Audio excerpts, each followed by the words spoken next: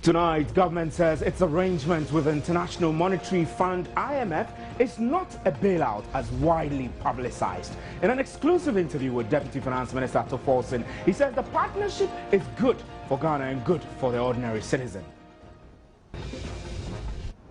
It's something that will be able to support this country. Obviously, to ensure that we can get the we all want.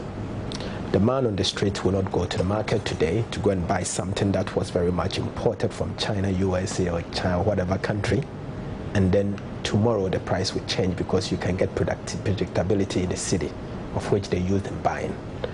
That will provide a relief to the man on the street.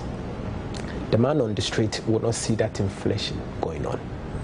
The man on the street will see growth in this economy, whereby me and you can get work to do because we are all youth. We'll be able to get work to do.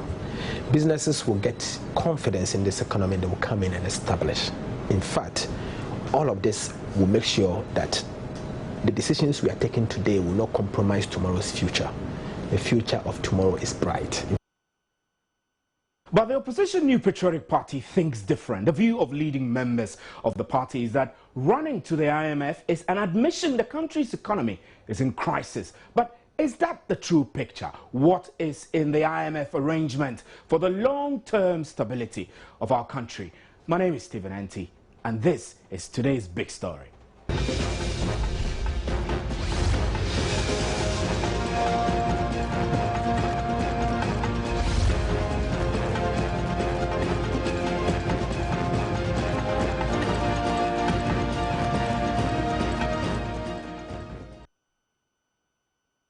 Today's big story is brought to you in association with Nationwide PVC Limited, suppliers and fabricators of quality PVC doors and windows. Well, Ghana's economy is currently struggling with the local currency hitting its worst value for years.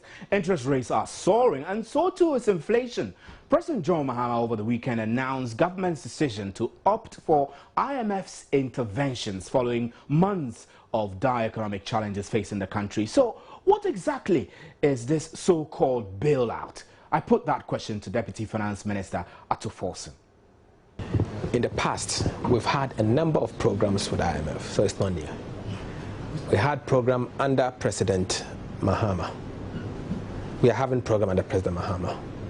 In fact, we've had programs under President Kwame Nkrumah, President Kufuor, President Rawlings, and indeed President Atamos.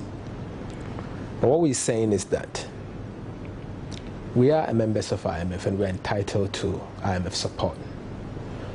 Going to IMF for a program will mean that IMF will support us through a balance of payment. It means that they are going to give us a balance of payment support, which of course will end up building our buffers, at least bringing the reserves up, and then the central bank will use that to be able to shore the city. Balance of payment support. Yes. I'm curious, in everyday terms, what do you mean by balance of payment support? Is it like you're going to present your budget to the IMF and say, support us in key areas, area A or area B? Exactly. Okay. Budget support is clearly different from balance of payment support. Budget support is where you have your budget. Someone bites into the budget and say that I want to support a particular item in the budget, so I'll give you funding to spend. Balance of payment support is whereby, in general terms, we have balance of payment, where others call it balance of trade. You have import bills coming in and export receipt. And when there is a shortfall to the receipt, to the export side, then you have balance of payment deficit. So it means that this is going to be recorded as an inflow of cash or forex coming into the central bank. And central bank will use it to shore their reserves or to increase their reserves. Or in other words, maybe I can say that we are going to use it to build our buffers, of which the central banks will use it as a money supply in the form of forex to protect the city from further sliding. Okay, so that is the meaning. So everything is mapped out already. Everything is, I wouldn't say it's mapped out, but that is what IMF support is all about. Okay. IMF support, they don't give you budget support, they give you balance of payment support. And outside that, they also give you technical support. Technical support in areas of tax policy, in areas of expenditure management, in areas of debt management, in area of, let's say, banking supervision. So these are things that we get from IMF. You see, the technical support that they bring on board, IMF is a multinational, multilateral institution. So they have best practices across other countries. They have that expertise to be able to guide you and also give you some data, some information, how to go about certain issues. So you get that as part of the support. What's extremely important that people don't talk about is the fact that it's not only what you get from IMF in the form of cash or in the form of balance of payment support or the technical support, but using the IMF program as a leverage, because it has a huge signaling effect in the sense that because there's a general perception out there that the IMF in quote will put surveillance on you, the market reacts accordingly, they positively. Put taps to your expenditure, for example. Let me put it, surveillance on you, like making sure it's not only expenditure. IMF indeed will support you to also build your revenue. Okay. They will help you with best practices whereby indeed you can increase your revenue through tax compliance. But our homegrown policies, couldn't they achieve this? I mean, that is what I'm coming to. Touted a lot of homegrown that is what I'm aimed trying at addressing the economic challenges we're facing, and that was not enough. Let me say that, yes, you don't go to IMF without a document. In fact, some countries go to IMF without anything. Then IMF will indeed prescribe for you. To us, we are going to IMF with our own program. Well, we're trying to get onto the telephone lines now and speak to Kwame Pianim, economist. I'm told that he has joined us on the line now. He has described the government's decision to apply for a bailout from the International Monetary Fund as, quote, a stabilizing anchor that will reposition Ghana's economy for growth and macro stability. Good evening, sir, and thanks for joining us. Good evening. So why are you saying this? I mean, saying what? Why are you saying that the arrangement to go to the IMF is good for Ghana and will give us the stability that we need to position the country for growth and macro stability? I think two things were identified. Roughly three. First of all, policy credibility.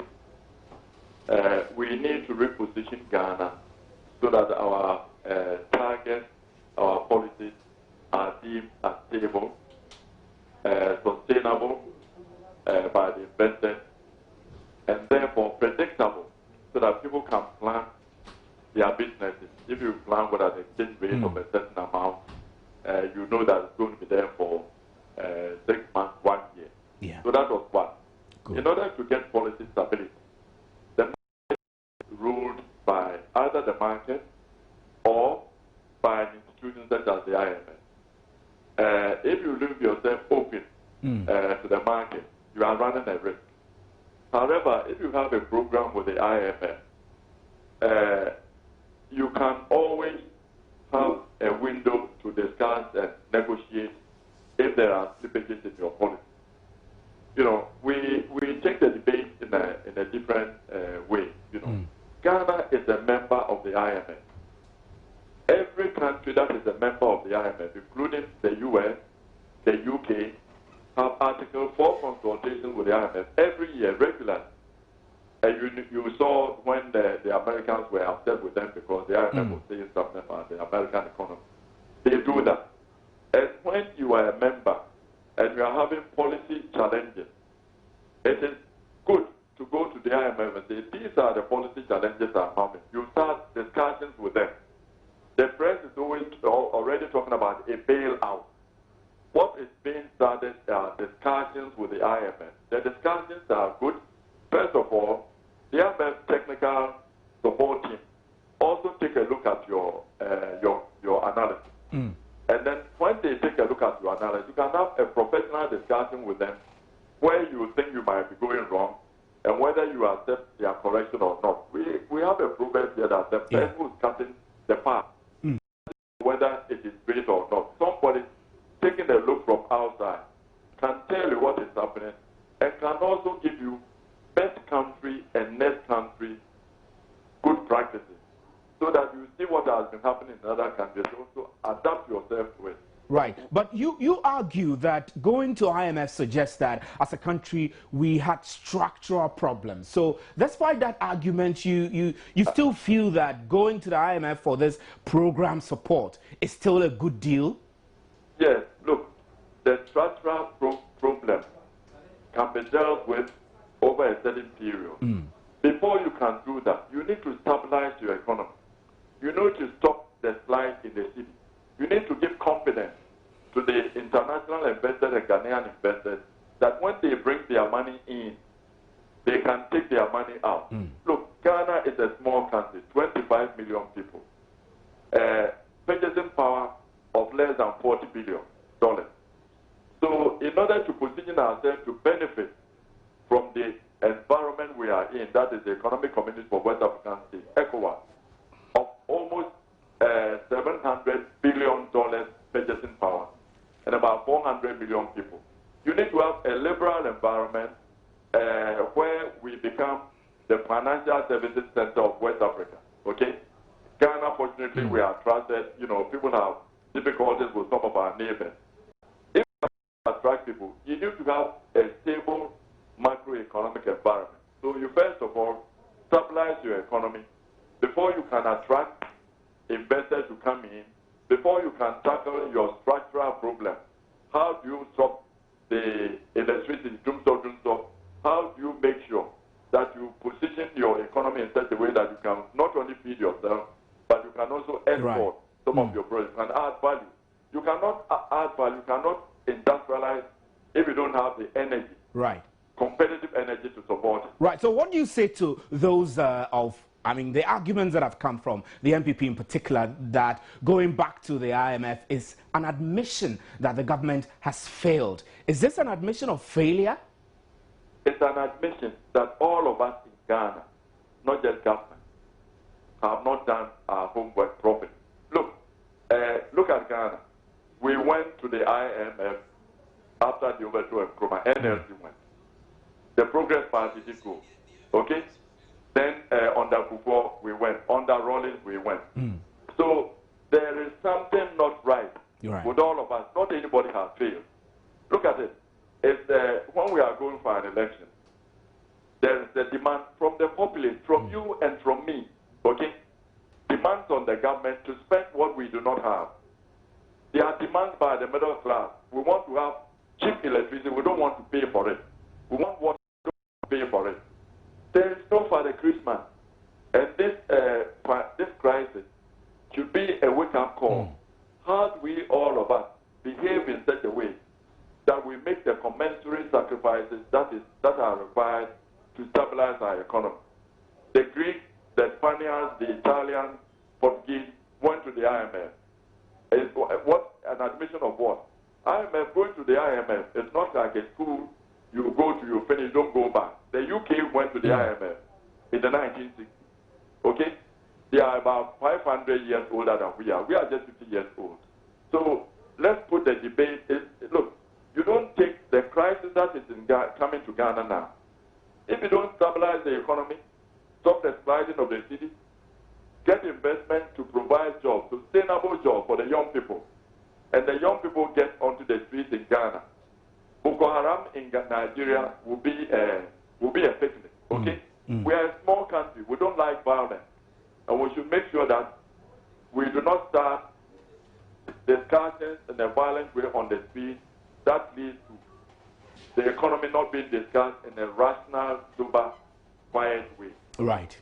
Thank you very much, Economist Kwame Piening is a member of the government advisory team. Now, not everyone is happy about government's decision to turn to the IMF. Critics, including presidential flag bearer aspirant of the MPP, the decision, whilst others have hailed it as a temporary measure to resuscitate the country's economy. You heard Kwame Piening saying that going to the IMF is good. So where does Ghana lie as far as turning to the IMF bailout is concerned? Atu Forson spoke to me.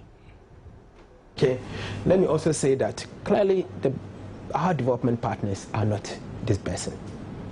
Obviously, for a reason that they say that the macroeconomic fundamentals are key. Okay, they are key, and as a result, they will not disburse until things improve. Going into the IMF, you'll be able to leverage on it so that you can get that donor fund coming in. That supports your budget. That in itself brings the budget deficit down.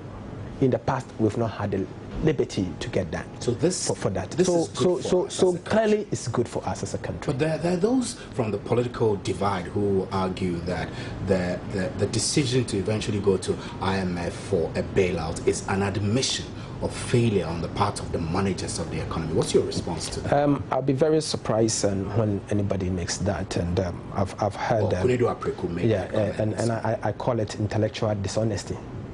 Dishonesty in the sense that is he trying to say that when they went to IMF in 2001, 2002, it is clear because they failed. They flopped Ghana. And if he said that, then I would say that yes. Then he's admitting to Ghanaians that they failed between 2000 and 2006. For which you will say you are bearing the brunt. Excellent. Of the rippling effect. So if he says that, then he's not being honest with Ghanaians in the sense that, yes, they went to the fund. In fact, the reality is that after they left the fund in 2006, what happened? The economy got bad again. There have been concerns with reining in government expenditure and then plugging in leakages in revenue generation. All of these are problems that confront the economy. Does going to the IMF for a bailout devolve you from doing anything to solve these problems? It's interesting when I hear the word bailout. It's not bailout. So it's not a bailout per se. We're going for a program. Not a bailout. It's not a bailout. You go for IMF program, and like a bailout, like Greece had from the European Union and Brazil had from the IMF. This is not bailout. It's nowhere comparable. No, you go for programs, IMF program. You go with your own program, and IMF support you. They give you balance of payment support. They give you what you call the technical support, and you use it as a leverage to attract others. So it's not a bailout. I see it as a program, and this is not the first time we've been in. Let me say that, yes, the expenditure side and the revenue side are things that we're looking at. But ourselves, you agree with us, what we've been able to do in the last 2 years, from 2013 to we have done a number of revenue measures, okay, both in, increasing the scope. And let me use this opportunity to say that the VAT on financial services is not a new tax. It's part of what we call widening the scope of a tax net, and that's exactly what we're doing. The excisable tax stamp that we are implementing is a compliance measure just to make sure that indeed somebody out there is not evading tax on excisable items. And these are things that we're doing here in this ministry. We're already doing a number.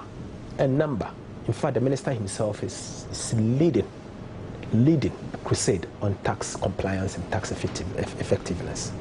I've been round already twice, and I'm keeping on going. We're doing surprise visits. We are sitting with the Revenue Authority almost every other week, looking at what we can do to bring tax effectiveness and to ensure that the compliance element of taxes is adhered to. From the expenditure side, everybody knows. And it's clear the numbers will say the truth. The numbers are there to say we've cut down on government expenditure very much. But when you have things like wages in place, okay, in 2013, wages as a percentage of total tax revenue was 70%. As we speak, we've been able to bring it down to 57%. We have set a target for ourselves to bring it down to 35% by 2016. A target that we've set out for us, and we believe we can achieve it. Are you working towards achieving working those to achieve targets? it. In the first place, are you getting indications that these things that you are doing are going to work? Yielding results? They are, and that is why it has moved from 70 to 57% in 1 year.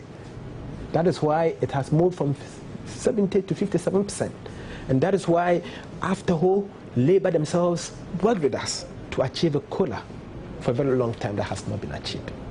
Indeed, that will terminate by December, because we put it on the table that where it is getting to, we will not be able to sustain it. This is today's big story, and that's an exclusive interview we had with Deputy Finance Minister Atuforsen. We'll take a break. We're trying to get Kweku Kwarteng, or Obuasi West MP, onto the telephone line to have a discussion about their party's position on all this arrangement to go back to the World Bank for what government says is a program support, not necessarily a bailout. We'll take a break. We'll be right back. Stay with us.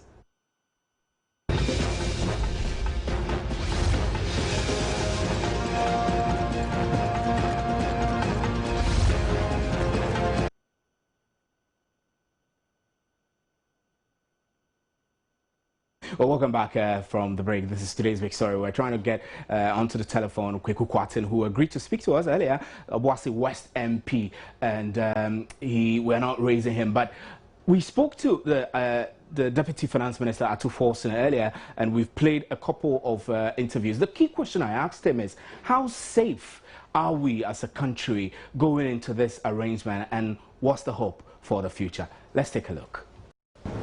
It's something that will be able to support this country. Obviously, to ensure that we can get the stability that we all want. The man on the street will not go to the market today to go and buy something that was very much imported from China, USA, or China, whatever country, and then tomorrow the price will change because you can get predictability in the city of which they use in buying. That will provide a relief to the man on the street. The man on the street will not see that inflation going on. The man on the street will see growth in this economy, whereby me and you can get work to do because we are all youth. We'll be able to get work to do. Businesses will get confidence in this economy and they will come in and establish. In fact, all of this will make sure that the decisions we are taking today will not compromise tomorrow's future. The future of tomorrow is bright. In fact, this country's future is extremely bright. Our medium-term prospect is extremely good, exceedingly excellent, and we are taking measures today that will protect tomorrow. We believe this is something that Ghanaians, our people, should share with us. We want to put this country back to sound macroeconomic stability, and it's exactly what we're doing. We believe that very soon, by the end of the year, Ghanaians will see the benefit of the decisions we're taking today. Thank you. Thank you. Many thanks.